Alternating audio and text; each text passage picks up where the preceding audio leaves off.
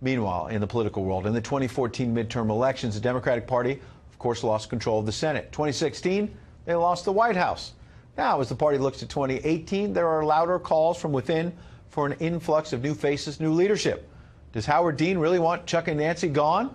Well, Lauren Blanchard joined us live again with some details on this strife within the Democratic Party. Good to see you, Lauren. Hey, Ed. Well, although Democrats have had some wins in November and just this month in the Alabama special election, many in the party wonder how they can keep their momentum going into 2018 and 2020.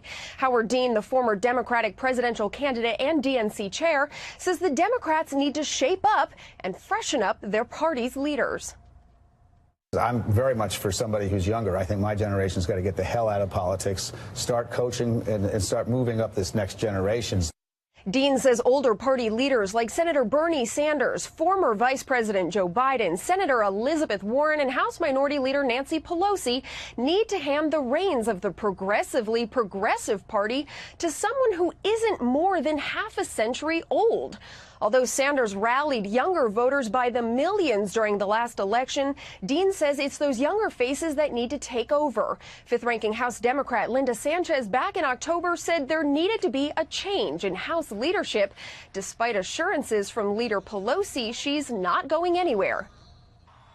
I do think we have this real breadth and depth of talent within our caucus, and I do think it's time to pass the torch to a new generation of leaders, and I want to be a part of that transition. I respect any opinion that my members have, but my decision about how long I stay is not up to them. When it comes to 2020, Howard Dean says he would only endorse someone in the next generation, naming a few Democrats he wants to see. And Ed, it's not the first time the aging problem has been brought up. Last month, even Saturday Night Live spoofed how the Democratic Party, which often says it stands for the youth, is led by people in their late 60s and 70s. Ed? All right, Lauren Blanchard, appreciate it. Joining us now, former Special Assistant to President Trump and former Press Secretary to Vice President Pence, Mark Lauder. Along with, we've got good morning. We've also got Chief Strategist for Hillary Clinton's 2008 campaign and Chief Strategist to President Clinton's 96 reelection campaign, Mark Penn. He is the author most recently of Microtrends Squared. Guys, it's great to see you both. Happy New Year. Happy New Year to you. Good morning. All right, Mark, I want to start with you. I want to start with your take on 2017 under the president. What are your highlights? Well, look, I think under the president... Oh, Mark, that was for you, sorry. I think under the president, clearly, he had no honeymoon. So he sunk right to kind of negative approval ratings. He stayed there until now. If you look in contrast to Obama, Obama had an extensive honeymoon, but deteriorated all the way down to the midterm elections. The real question here is, has Trump hit the bottom, and will tax reform begin to bring him back, as some of these polls just taken in the last few days show a little improvement, or are we going to see a continued march down as Mueller comes back with his investigative report and the president continues to use Twitter? Well, and he hasn't, again, you know, there's a lot of questions now about what the DOJ and the FBI actually, what they have in their hands. They're not willing to turn that over. Devin Nunes is actually on that bandwagon. But Mark Lauder, I want to ask you about this. I mean, if you look to the achievements of President Trump in 2017, one of the things he doesn't seem to be getting a lot of credit for is his rollback of regulations. That's been a market positive. It's been an economic positive. Do you think that the messaging is off from the White House, or that Americans aren't getting the message that the economy really has improved and the markets? I think it's one of the things that people are just now starting to get to realize, and they will realize it even more as their paychecks go up in February due to the tax cut plan. So you're starting to see that economic momentum. People are feeling it. We've seen it in some of the indicators like consumer confidence, business confidence, even in the stock market, which will open again today at another record. So I think as those things continue, the president's going to continue to get credit for it. But a lot of the rollbacks of regulations and things, those are big in corporate boardrooms. And it just takes a while for it to filter through the economy and to where the American people are starting to really see the growth that's happening under President Trump.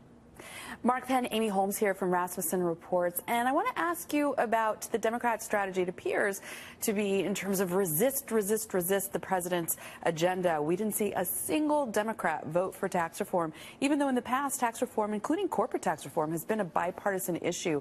Do you think this is a smart strategy for Democrats going into 2018, or that voters are going to look and say, hey, but what are you actually getting done? Well, I think the Democrats had a lot of success on health care. I think they managed to convince the public and even I think the policy community that, in fact, the Republicans didn't have a good plan on health care. And they, in effect, tried the same strategy on the tax cut bill.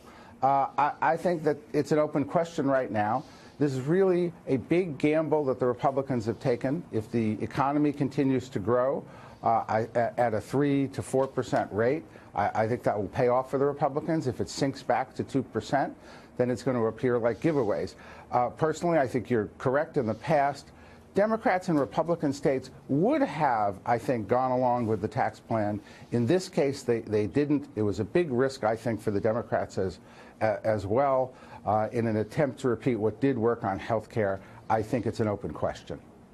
Mark Lauder, I have a question. This is Jack Brewer. The president has taken so much heat over the course of the last year when it comes to issues surrounding race, surrounding religion, and those things. Leading up into 2018, someone like myself, I'm so excited about this tax plan, but that message is lost for a lot of people on the other side just because they can't get past those social issues and some of the things that they're upset about. In 2018, when we see a president who will step out and be just a little bit more cautious on his approach and his responses on these issues? I think you're going to continue to hear the president speak with his voice, but what I would expect is also that you're going to see the president going into places where maybe Republicans traditionally don't go, and where he can communicate directly to communities who are now starting to experience the benefits of the tax cut plan, as you pointed out, or in some of the other areas, like in his new initiative to improve infrastructure. There are so many things that we can do to help rebuild in inner cities in America, and that's something that the president's going to be very focused on, and he's going to take that message directly to people, and in a way also challenge Democrats to see, are you willing to work with us on any issue, including an issue that Democrats have traditionally been very supportive of, which is investing in our infrastructure. Right, infrastructure is the one thing you think, I agree with you, Mark Lauder, that we should see some agreement and bipartisanship on, but this is the swamp. You never know. I do, Mark Lauder, I want to stay with you, though, on the midterms, because especially with the Senate and what happened in Alabama, they certified Democrat Doug Jones yesterday over that special election. Moore refused to concede. He wanted a special election. He was throwing out voter fraud accusations, Mark Lauder. But President Trump endorsed him. And I'm wondering if that was a bad move for the party, and maybe a worrisome move for the party going into the midterms in 2018. Well, as the president said in an interview yesterday, he felt, first he endorsed Senator Strange, who was running against Judge Moore in the primary and ended up losing. And then after that, it became an issue of supporting the party's nominee and making sure in a very closely divided Senate that we had another person in the Senate who was going to vote for things like tax reform and infrastructure. But the people of Alabama spoke. That's what we were encouraging them to do. And the new senator will be seated here in a matter of a week or so. And then it'll be an opportunity to see, is this new senator is Senator Jones from Alabama going to vote with Nancy Pelosi and Chuck Schumer and against things like tax cuts, infrastructure, immigration, or is he going to vote with the people of Alabama? Okay. And that, I think, is going to really kind of foreshadow the race that we're facing in 2018, where you have 10 Senate Democrats who are coming from states that the president won, 5 of those states overwhelmingly, and many of those Senate Democrats are going to find themselves in a hard place trying to explain to their voters why they stood against the tax cut plan. Yeah, and it's funny, though, because I got to bring this up. There was a really funny side to all of this. Alabama released the names of the more than 22,000 write-in votes. 22,000 for that special election. I want to show you guys this. There was nods to let's vote for Kermit the Frog. Ellen DeGeneres was put on the list. God, Harambe, the ape, Kris Jenner, Mark Penn, your reaction to, yeah, Jones won, but people were voting for Kris Jenner. Well, look, it's interesting that there were 22,000 write-in votes when the gap between the two candidates was about 22,000. And in fact, Senator Shelby and many of the editorials in the state called on Republican voters to put in write-in candidates, and that's exactly what they did. And you could say not only did Democrats reject more, but so essentially did Republicans. So I think everybody welcomes the additional Democrat into the Senate, and that Trump made a mistake zigzagging back and forth. Mm-hmm. Well, he's tweeting right now. I've got to let you both go. We do have that breaking news. Mark Lauder, Mark Penn, gentlemen, thank you.